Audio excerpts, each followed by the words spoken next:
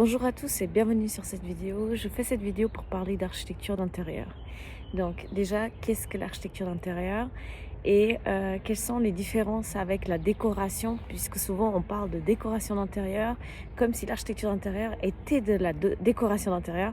Et quelle est la différence avec l'architecture? Parce que c'est très intéressant, il y a un énorme débat là-dessus et j'ai moi-même parcouru une expérience en fait dans le monde de l'architecture qui a été hyper particulière, où j'ai même senti du mobbing durant mes expériences professionnelles, dû au fait que j'étais architecte d'intérieur et pas architecte. Alors, moi, j'habite en Suisse, donc c'est peut-être différent par rapport à d'autres pays, puisqu'on est dans une bulle qui est complètement différente. Enfin, vous voyez, on a niveau économique et ça fonctionne plutôt dans une bulle, la Suisse. Mais par rapport à d'autres pays, peut-être que vous pourrez me donner d'autres avis en commentaire, n'hésitez pas. En tout cas, je vous partage mon expérience. En Suisse, c'est très particulier. Donc du coup, moi j'ai fait l'architecture d'intérieur, une formation haute école, une HES, SO. C'est comme une université si vous voulez, sauf que c'est vraiment ciblé dans un secteur des arts qui est l'architecture d'intérieur. Et puis, c'était très dur comme étude, hein. Donc on faisait autant de nuits blanches que des architectes qui font leur formation. On faisait beaucoup de nuits blanches et puis c'était surtout focalisé sur l'ouverture d'esprit et la conception, comment on étudie l'espace et comment on étudie en fait l'homme, en fait, simplement parce que l'architecture est le reflet de l'homme. En aucun cas on a parlé d'architecture d'intérieur, on a parlé de décoration d'intérieur, jamais lors de ma formation, bien que la formation peut toujours évoluer et peut prendre d'autres concepts et d'autres formes. À mon temps, en tout cas quand j'ai fait ma formation, on ne parlait pas de décoration d'intérieur.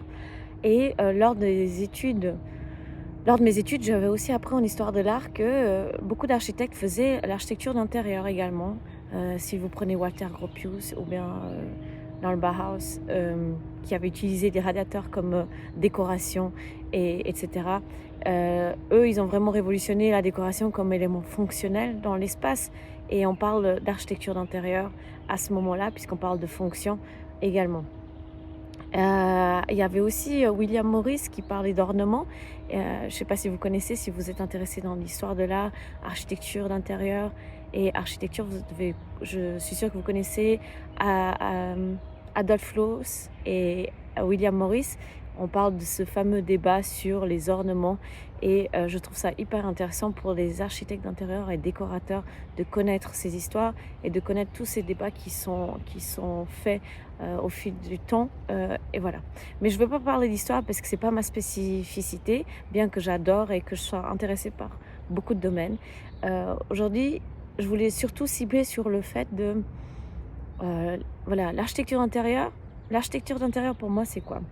Pour moi, c'est quelqu'un qui conçoit un espace pour des habitants, pour un type d'habitant, un type d'habitat pour un type d'habitant. Et puis parfois, comme on est dans des logements locatifs, on a des standards. Il faut créer des standards par rapport à des types. Mais un architecte d'intérieur, il a cette petite différence de réussir à aller au-delà et de suivre la forme, la fonction en fait. Du coup, il aide davantage vraiment l'habitant à s'y trouver dans son habitat. Je ne sais pas si c'est très clair, mais je vais de toute façon approfondir au fur et à mesure. L'architecture, pour moi, alors bien que l'architecture intérieure également, elle ait cette étude du contexte également qui doit refléter, en fait, l'habitat, il se conçoit par rapport aussi à un environnement, bien que l'architecture d'intérieur, elle est aussi également comme critère. Son critère fondamental va cibler davantage l'habitant, alors que l'architecture, elle a une échelle différente qui est plus grande et du coup va cibler davantage le contexte. Et on va vraiment faire de l'architecture par rapport à un contexte et par rapport à un cahier des charges, par rapport à un habitant. Mais on a moins cette sensibilité, bien qu'il y ait des très bons architectes qui l'aient, et puis que oui, ils étudient également le fonctionnement à l'intérieur par rapport à l'habitant. Ils vont jamais aller aussi loin que l'architecte d'intérieur. Alors, les architectes sont convaincus qu'ils le vendent. Et puis, voilà, chacun son truc. Moi, je suis convaincue, parce que j'ai fait la formation d'architecte d'intérieur, qu'ils ne vont pas aussi loin.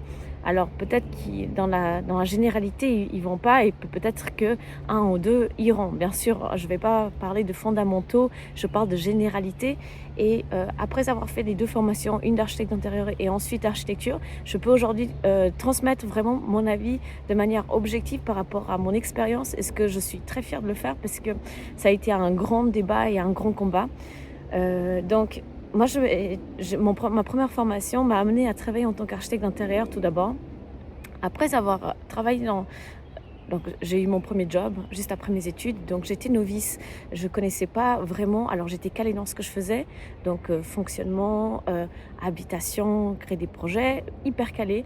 Mais par contre, tout ce qui était programme, bah, j'étais pas encore formée. J'avais pas les compétences nécessaires parce que en études, on apprend davantage l'étude et ensuite on apprend le reste au fur et à mesure et on dit que c'est au travail qu'on va nous former. Donc c'est comme ça que l'optique des grandes, enfin quand on sort de l'université ou bien des autres écoles, on a souvent tout à réapprendre en mode tout à recommencer lorsqu'on on trouve notre premier job. Je ne sais pas si ça vous parle et que vous aussi vous avez un peu souffert, mais voilà, en tout cas sachez que vous n'étiez pas les seuls et qu'on est tous dans le même panier. Des paniers, on est tous dans le même. Je continue.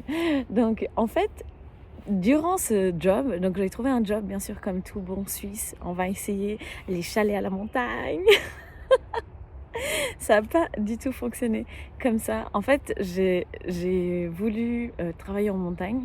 Je me suis dit, ah, j'ai envie d'un contexte qui me ressemble, un contexte, un environnement sain sur lequel je peux m'épanouir. Et j'ai essayé. Et en fait, bon, déjà, la mentalité montagnarde, elle est très, très conservatrice. Et puis, c'est vrai que bah, du coup, j'étais quand même sortie des études de design, interior design, et que du coup, on a un esprit et puis une mentalité beaucoup plus ouverte de base. Désolée, mais on a quand même cette flexibilité, on va dire, d'ouverture d'esprit, des différences et de la création. Alors qu'en montagne, c'est moins le cas. On a besoin de ce confort, de l'habituel, de ce que l'on voit tous les jours. Et on m'a engagée, en fait, alors c'est ça qui est drôle, pour faire la différence. Mais la différence fait peur. Du coup, ça s'est transformé un peu en champ de bataille et en affreuse expérience pour moi. Pourquoi affreuse? En fait, c'était une très belle expérience, mais elle était très négative parce que tous les soirs, je pleurais. Je pleurais parce qu'il y avait personne qui me formait.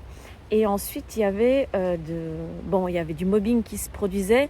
Ils étaient jaloux ou alors ils comprenaient pas ce que je faisais. Et puis du coup, on m'insultait directement et indirectement. Et tout ce que je faisais, on m'insultait. Alors que, en fait, finalement, j'étais juste pas au bon endroit parce qu'ils n'ont pas su prendre ce qu'il y avait de plus fort en moi et de le mettre à profit pour leur entreprise. Donc, ils ont pas mal raté d'opportunités comme moi. J'ai pas su les aider puisque j'étais encore novice.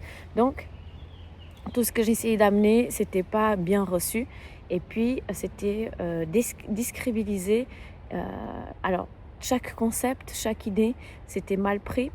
L'architecte, il se focalisait sur vraiment l'environnement et puis il crée des projets de concours, etc. Et puis, moi, je partais. Donc il y avait une rénovation de chalet pour des Norvégiens. Je suis partie sur un concept et j'ai été à fond sur la Suisse et la Norvège. Et il y avait plein de sources, je ne me rappelle plus par cœur, mais il y avait plein de ressources et d'inspirations qui me sont venues de peintres, etc. Et j'ai écrit un concept qui franchement était splendide, avec des couleurs incroyables. Et puis j'étais assez fière de mon projet, mais eux, ils n'ont pas compris. Ils avaient engagé en fait une dame qui faisait soi-disant de l'architecture intérieure, qui jusqu'aujourd'hui, je ne comprends toujours pas. En fait, c'est typique. Ils utilisent des catalogues avec des décorations déjà existantes et ils disent quel est votre style, qu'est-ce que vous aimez. Prenez, choisissez et ensuite, par rapport à ça, je vous adapte et je vous ferai votre projet. Alors, j'étais complètement pas du tout dans le domaine de ce que je faisais parce que finalement, alors je ne vais pas critiquer, je critique pas ce que les gens font. C'est peut-être de la décoration, c'est une approche différente. Mais ce n'est pas mon approche et ce n'est pas une approche unique et authentique pour moi. pour moi, ce qui vient de soi et pour l'autre, doit vraiment chaque choix doit refléter la personne et une différence et pas forcément quelque chose déjà existant. Bien qu'on puisse s'inspirer de l'existant, on n'a pas des choses préfaites. C'est comme si on me disait: «On utilise des templates déjà préfaits et puis on les utilise». Oui, ça aide, mais est-ce que c'est, quelque chose de sur mesure? Pas sûr et c'est ça la différence entre vraiment, heu je dirais, du marché genre je vends et quelque chose qui est fait avec amour et vraiment avec authenticité pour la personne qui la reçoit et pour elle-même. De quelque chose qui lui est adapté réellement. Donc je trouve ça intéressant. Donc ouais, elle choisissait dans ses catalogues les différentes décorations, et puis elle demandait aux clients, voilà, vous choisissez 3 et puis ensuite par rapport à ces 3 ambiances, donc c'était des vues en fait sur des canapés avec des salons, avec des lumières, des coussins, des couleurs différentes et par rapport à ce qu'elle aimait, elle allait choisir, justement pour elle. Alors moi, je partirais pas là-dessus comme ça. Vous voyez, je j'ai pas la même méthode de conception. C'est plutôt un questionnaire je viendrais plutôt m'intéresser à la personne, qu'est-ce qu'elle recherche, qu'est-ce qu'elle est.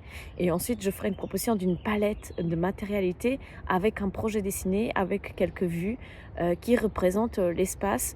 Et puis ensuite, elle pourra me guider si elle aime cette option ou bien une variante 2 qui est plutôt dans les tons froids ou plutôt dans les tons chauds ou alors plutôt noir, plutôt foncé, plutôt clair. Bref, voilà et c'est là où je me dirige. Alors que là, c'était un autre type. Peut-être c'était beaucoup plus rentable au niveau du temps et de l'argent, mais niveau sincérité, c'est pas de l'architecture intérieure pour moi, on peut appeler ça alors peut-être c'est justement un autre métier, c'est peut-être la décoration intérieure dont j'ai zéro expérience et vous me direz en commentaire, je ne sais pas. Mais c'est pas comme ça qu'on travaille l'architecture intérieure. En tout cas, en tant qu'architecte, je le dis, c'est pas comme ça qu'on travaille l'architecture intérieure. Pas alors oui, on peut prendre des références existantes, ça aussi c'est possible et on travaille beaucoup avec les références et puis, les remanier à notre sauce, à notre manière et surtout pour représenter une fonction précise ou alors un habitant précis. Voilà, comme une extension de l'être humain, de ce qu'il fait, vous voyez? Si on fait comme ça, on a une certaine forme. Qu'est-ce qui se passe autour? Vous ne pouvez pas aller contre la forme, vous voyez? Vous venez autour de la forme, on s'adapte à ce qui est, au fonctionnement de ce qui se passe. Voilà, c'est un exemple type mais c'est hyper intéressant. Et puis, je veux dire, si je suis comme ça, peut-être quelqu'un d'autre sera comme ça, ou. Vous voyez, on est tous uniques et différents. Et donc, quelque chose on peut avoir quelque chose qui est standard et l'adapter. Comme par exemple dans les grandes résidences où, voilà, par rapport à un prix, un budget qui va influencer énormément le projet ainsi que les choix et cetera et cetera. Je vais m'arrêter là. J'espère que, vous aurez compris plus ou moins, les différences et puis, que mes expériences, elles ont pu, vous montrer un peu, cette orientation, donc ouais, cette orientation en fait, moi j'avais beaucoup d'architectes qui se sont foutus de ma gueule quand j'étais architecte d'intérieur et puis, parce qu'ils comprenaient pas ce que je faisais en fait. Il y avait une conception très petite et une mentalité très fermée et par contre juste pour vous rassurer, ensuite j'ai trouvé un job ailleurs dans une grande ville. Alors je ne sais pas si c'est la mentalité et l'ouverture d'esprit qui a été différente, mais à ce moment-là, j'ai vraiment rencontré des architectes qui comprenaient le métier de l'architecte d'intérieur et que du coup ça a très bien fonctionné et en fait on collaborait vraiment avec les différents, corps de métier et on les utilisait à bon escient pour le projet. On avait l'architecte d'intérieur, on avait le dessinateur et la direction de travaux et les 4 corps de métier, ils s'imbriquaient pour faire un projet et on collaborait en team et en équipe et c'est là où il y a eu les projets les plus riches que j'ai faits jusqu'à aujourd'hui et donc j'ai vraiment apprécié l'expérience parce que, ça parle vraiment à quel point on est riche à plusieurs. Il y avait même des urbanistes et il y avait cette conception sociétale qui était très forte aussi dans les projets. C'est ultra intéressant d'unir nos forces pour créer un seul projet. Donc je trouve ça génial, autant la décoration d'intérieur, autant l'architecture d'intérieur, autant l'architecte, autant tous les corps de métier qui vont unir tous ces métiers et qui vont aider à la réalisation des projets, vraiment de travailler ensemble et pas l'un contre l'autre. Ainsi que le client, en fait, c'est aussi quelque chose que j'ai remarqué beaucoup de mes collègues, ils allaient contre le client, alors que finalement, c'est lui la source de toute chose. J'ai aussi connu des architectes qui veulent faire pour eux, genre, ouais, des choses qu'on aime, ils disent. Mais c'est pas ça l'architecture pour moi. L'architecture, c'est pas faire pour soi, mais c'est faire justement pour l'autre. Et je trouve que cette prise de conscience est encore mince de nos jours et j'espère qu'elle va aller encore plus loin et qu'on puisse vraiment créer de belles architectures et architecture intérieure pour chacun d'entre nous de manière unique et juste sincère. Et sans pas, je dis pas de pas penser à l'argent, mais là où l'argent il n'a pas comme premier rôle, mais l'humain a le premier rôle. Bref, j'espère vous avoir vraiment aidé et éclairci concernant le sujet de l'architecture intérieure, l'architecture et la décoration intérieure.